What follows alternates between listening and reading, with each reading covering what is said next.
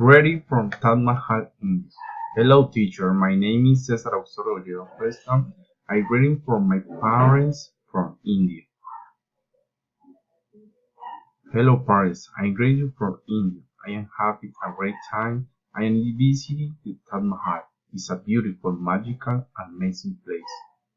I tell you that is the most famous white construction, and tomorrow I start working in the field. Super excited. Although the heat is a lot and the clothes must be very light. For the reasons I'm using shorts and t-shirt. I don't like the weather because it's so warm. I still feel very good.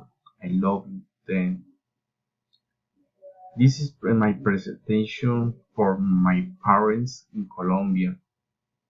And thank you, teacher. Bye.